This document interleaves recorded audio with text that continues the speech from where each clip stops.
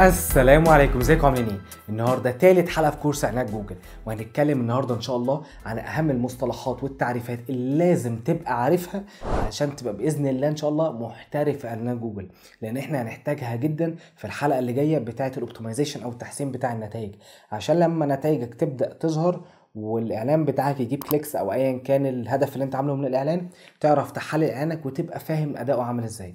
كل ده هتعرفه عن طريق المصطلحات اللي احنا هنشرحها مع بعض النهارده ان شاء الله.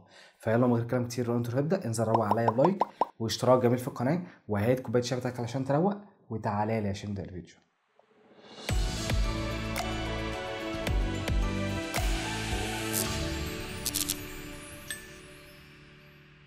بص يا سيدي، علشان نبدأ نتكلم على مصطلحات جوجل فأنا لازم أخدك كده في حاجات أساسية في الماركتينج، وهي رقم واحد فيها حاجة اسمها الماركتينج ميكس أو الفور بيز. إيه الفور بيز دي؟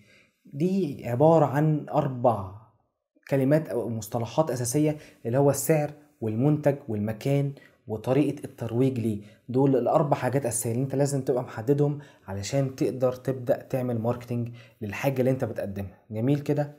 وعامة الفور بيز دي اساسيات ماركتنج، ده اي بي سي، ده بسم الله الرحمن الرحيم. دخلوا بعد كده في 7 بيز و12 بيز زي ما انت ما شايف قدامك كده. المهم احنا بالنسبه لنا من الفور بيز دول اللي هم في الماركتنج، رقم واحد عندنا في متطلباتنا وهي البروموشن او الترويج، ودي اللي بالنسبه لنا رقم واحد دي اللي احنا محتاجينها.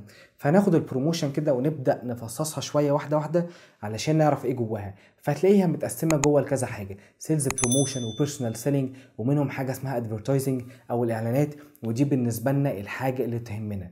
هناخد الادفرتايزنج دي بره مره كمان ونقوم مقسمينها، فهتلاقيها اتقسمت لشقين او لجزئين: حاجه اسمها الاوفلاين وحاجه اسمها اونلاين. الاوفلاين دي مثلا زي البروشورز اللي بتتوزع في صلاه الجمعه علينا كده، او زي الاعلانات اللي انت بتشوفها وانت ماشي على الطريق، دي كلها اوفلاين.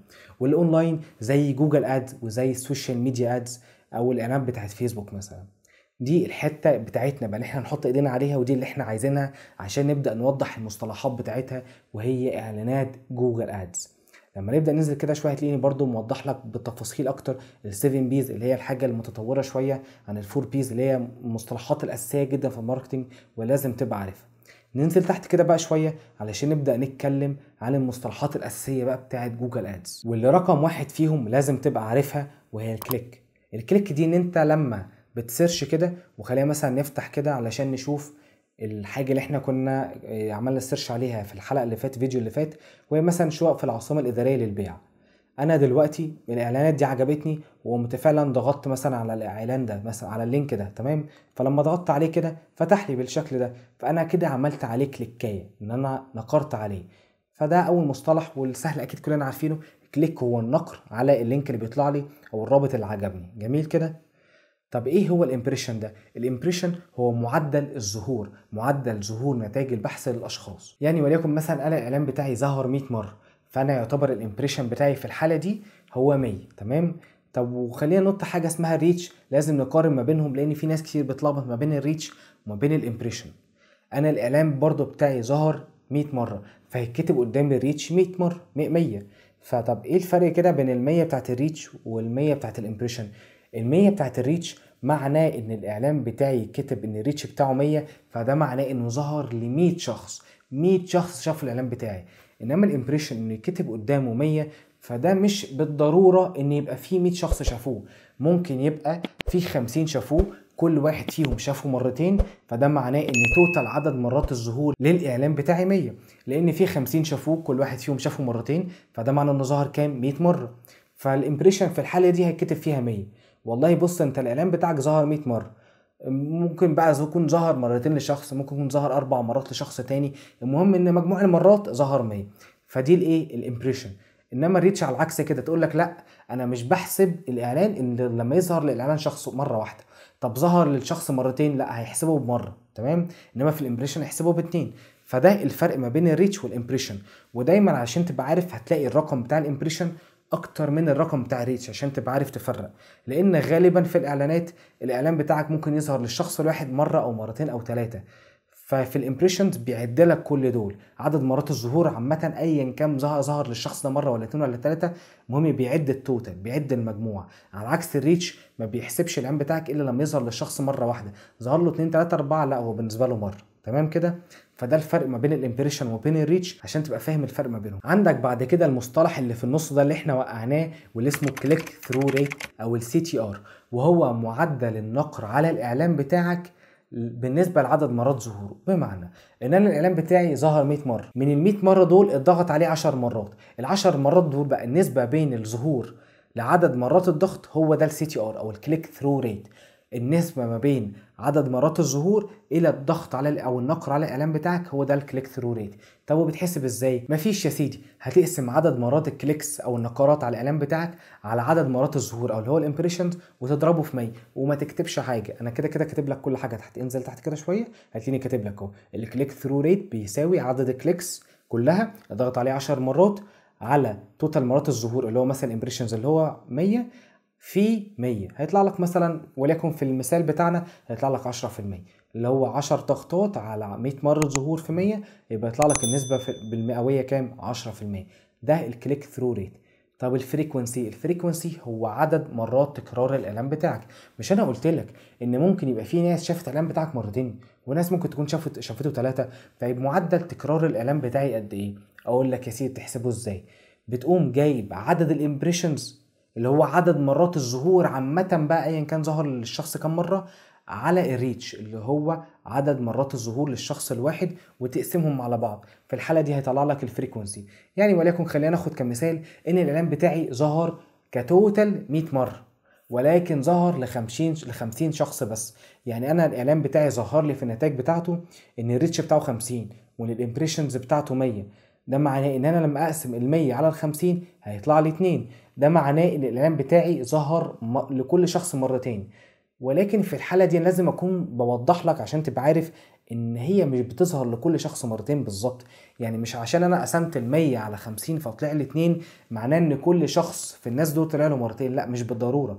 ممكن يكون شخص منهم طلع له الاعلان مرة وشخص تاني طلع له 4 وشخص تاني طلع له 3، فهو بيجمع كل دول في الامبريشنز ويقوم قاسمهم على عدد مرات الظهور اللي هو الريتش فيطلع لك 2. فنستنتج من الموضوع ده ان انت ما ينفعش تاخد الفريكونسي ده كرقم يعتمد عليه، هو مجرد يعني عملية حسابية انك بتقسم الامبريشن على الريتش، جميل، بس لا يعتمد عليه كرقم. بعد كده عندك السي بي سي، الكوست بير كليك. الكوست بير كليك ده هو تكلفة النقرة. فاكر لما انا كنت بقول لك في الحلقة اللي فاتت ان احنا لما كان ظاهر قدامنا شوية نتائج هنا فكنت بقول لك لا حرام بلاش نضغط على الناس اللي قدامهم كلمة اعلان دول، لان دول لما انا اضغط عليهم هيدفعوا فلوس، وتكلفة الفلوس في الريال استيت مش قليلة. فعلشان كده كنت بقول لك حرام نضغط عليهم، لان دول جوجل بيحاسبهم بس لما حد يضغط على الاعلان بتاعهم. يعني طول ما الاعلان بتاع الناس دي ظهر قدامي كده من النهارده للسنه الجايه وانا ما ضغطتش عليهم، فهم مش هيتكلفوا حاجه، مش هيغرموا حاجه، لان هم بيدفعوا امتى؟ لما حد يضغط على الاعلان بتاعهم. اتضغط عليهم دفعوا فلوس، ما اتضغطش عليهم ما دفعوش حاجه. فعلشان كده انت لازم تكون عارف المصطلح ده اللي هو اسمه السي بي سي او الكوست بير كليك، التكلفه لكل نقره. ودي العمليه الحسابيه او دي يعني الطريقه اللي جوجل بيحاسبك بيها لما انت تكون عامل اعلان سيرش. في طرق كتير للحساب بس دي اشهرهم ودي اللي معظم الناس بتستخدمها، اللي هو انا مش هدفع فلوس الا لما حد يضغط على الاعلان بتاعي، ودي بتستخدم في اعلان السيرش او اعلان البحث يعني على جوجل.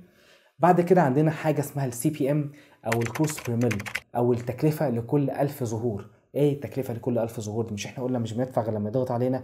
ما هو في جوجل في انواع اعلانات كتير. عارف انت مثلا لما تخش على موقع وتلاقي فيه اعلان ظاهر قدامك، مثلا خلينا نخش على اليوم السابع، فهتلاقي هنا ظاهر لك اهو يمين وشمال دي كلها اعلانات. فالمعلن اللي عمل الاعلان ده بيتحاسب كل 1000 مرة ظهور. يعني انا لو غيري لو الاعلان ده تم رؤيته 1000 مرة فهو في الحالة دي بيدفع لكل 1000 ظهور. كل ما الإعلان يظهر 1000 مرة كل ما هو يدفع عليه المبلغ اللي هو يعني ظاهره بالنسبة لجوجل يعني. بس أقصد في الحالة دي يبقى احنا عندنا هنا السي بي ام أو الكوست بير ميل، هو إنك بتدفع لكل 1000 ظهور في حالة إعلان مثلا إعلانات الديسبلاي زي الحالة اللي كانت ظاهرة قدامنا دي، على عكس مثلا السي بي سي وهي طريقة الدفع المختلفة اللي هي الكوست بير كليك، التكلفة لكل نقرة. جميل كده. عندك بعد كده السي بي في وهي الكوست بير فيو. عارف انت لما تكون بتتفرج على اليوتيوب وبتتفرج على فيديو في امان الله يقوم جاي لك اعلان لازم انت مثلا تتفرج عليه. ففي الحاله دي الشخص اللي عمل الاعلان ده بيدفع فلوس لما انت تتفرج على الاعلان بتاعه. لما تتفرج على عدد ثواني معينه هنبقى نوضحه قدام في الفيديوهات بتاعتنا اللي جايه لما نخش على النوع بتاع الفيديوهات اللي بتاعت اليوتيوب، يعني لان المعلن بيدفع لما عدد معين من الثواني يعدي. المهم ان اقصد في الحاله دي يعني ان السي بي في هو التكلفه لكل مشاهده. لما الشخص يشوف الفيديو مره، ففي الحاله دي المعلن هيدفع فلوس قصاد المشاهده دي. تمام.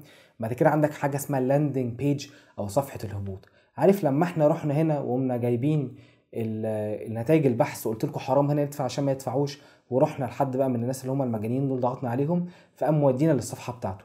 الصفحه اللي احنا رحنا عليها دي اسمها صفحه الهبوط او اللاندنج بيج.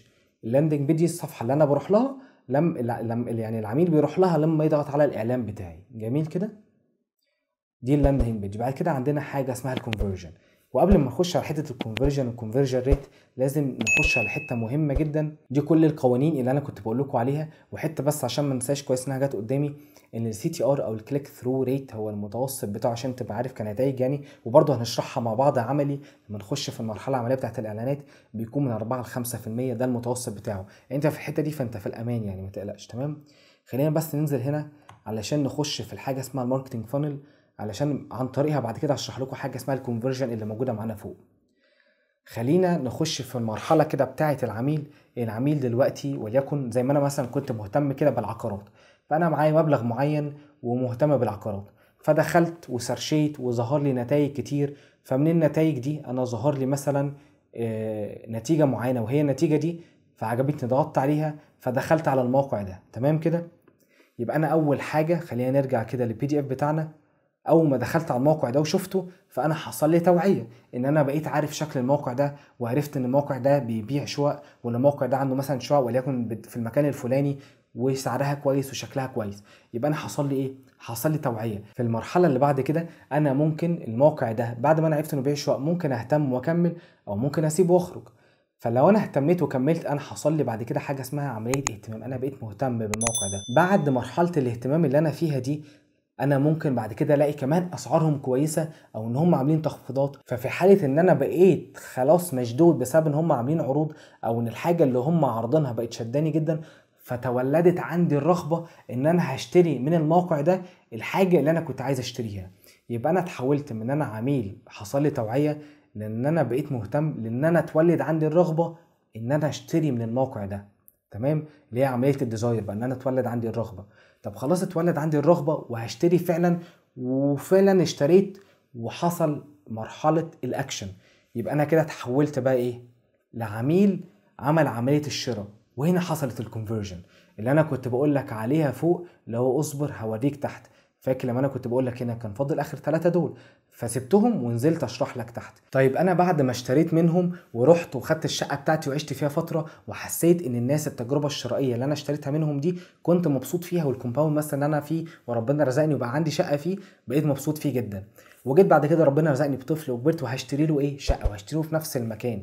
طالما انا اتبسطت واشتريت منهم اول مره وهرجع اشتري منهم تاني، يبقى انا كده حصل لي حاجه اسمها ريتنشن، ان انا بقيت عميل موالي ليهم بقى، ما اشتري مره واثنين وثلاثه واربعه وخمسه.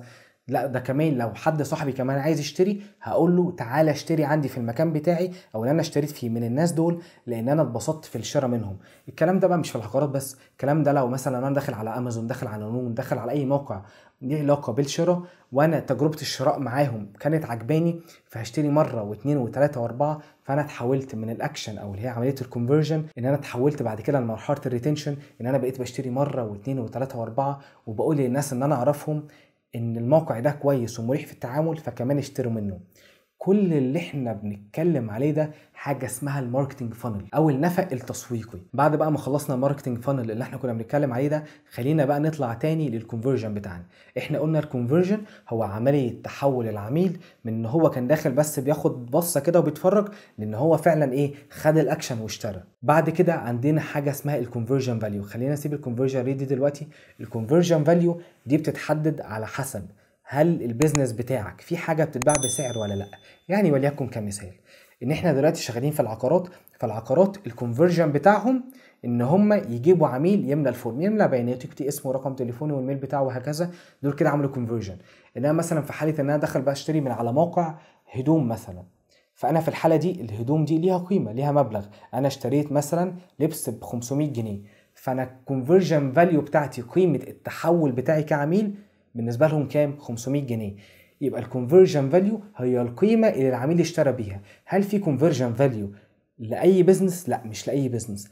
للبزنس اللي هو يعتبر اي كوميرس، او ان انا العميل بيشتري فيه منتج او خدمه، ده ينفع نحسب فيه الكونفرجن فاليو، قيمه التحول بتاعت العميل ده كام. طيب والحته اللي احنا وقعناها في النص دي هي الكونفرجن ريت. الكونفرجن ريت هو معدل تحول العملاء، بمعنى ان احنا مثلا وليكن فاكر لما احنا كنا تحت هنا وبقول لك ان العميل ممكن يخش هنا، ممكن يبقى مهتم ويبص على الموقع بتاعك، ممكن يخش ياخد على الموقع بتاعك كده بصه والله ما يهتمش ويخرج، وممكن يبقى مهتم شويه ما يكملش برضه، ويخش يبص على الاسعار بتاعتك ويقارنك بموقع تاني فيحس ان الموقع التاني احسن، فيروح يشتري من الموقع التاني، او يحس ان انت احسن ويكمل معاك وياخد الاكشن. طيب ده معناه اللي احنا بنتكلم فيه ده ان مش كل العملاء اللي هيخشوا على الموقع بتاعنا هيشتروا، صح؟ اكيد.